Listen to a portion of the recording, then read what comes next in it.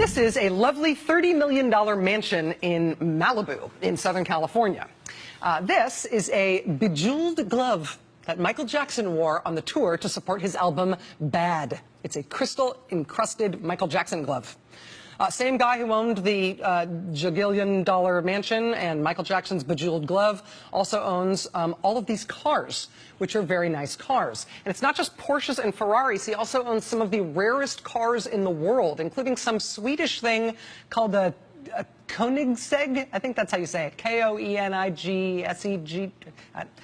Koenigsegg. He had one that was one of only 7 ever produced. It cost something like $3 million for a car.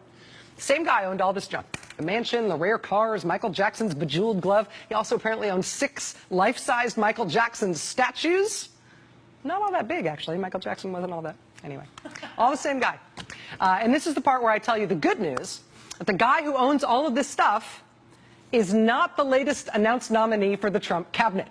No, it is the vice president of a country called Equatorial Guinea. His dad is the president. He's the longest-serving president of any country on earth. He's been in power for 36 or something years. Last year, he appointed his son to be vice president, and so the son got famous for something other than having Michael Jackson's bejeweled glove. Equatorial Guinea is one of the poorest nations on earth. 3/4 of the population lives below the poverty line. Most of the country lives on less than $2 a day. But Equatorial Guinea has oil, a lot of it. And starting in the mid-90s, they started getting huge royalty checks from oil companies who were pumping oil out of that country. And because of that oil money, on paper, Equatorial Guinea is doing great. On paper, they've got the highest GDP per capita in Africa. But none of that money gets to the people. Over 3/4 of its population is below the poverty line. The government spends less on education and health than even the rest of sub-Saharan Africa. But for the ruling family, things have never been better. This past April, the country held an election, and that longest-serving president in the world, he won with 94% of the vote.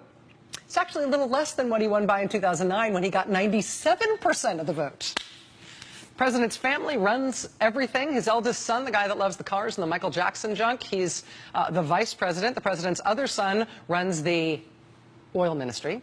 The first lady's brother is the head of the state-owned oil company, GE Petrol. And as that family has made itself fabulously wealthy off the resources of that country, while the people of that country starve, it's now newly relevant here in our politics that the company that handed over all the money, the company that pumped all that money into Equatorial Guinea, the biggest oil company in the country, the company that brought the first oil field there into production in 1995, that company is, say it with me now, Exxon. Still does business there. Their own website, they brag about being the largest oil producer in that country. They are partnered with the state-run oil company run by the First Lady's brother. And if you want to know how the oil money for that country ended up not in that country, but instead just in the pockets of the ruling family, turns out it's really simple. Turns out when Exxon would pay Equatorial Guinea for allowing them to operate there and pump oil there, they would dump millions and millions and millions of dollars into the ruling family's personal Riggs bank account in Washington, D.C.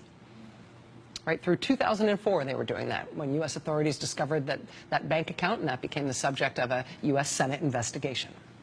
And that is now newly relevant because the guy who is maybe going to be our next Secretary of State was the CEO of Exxon when they were funneling money into the president of Equatorial Guinea's private account.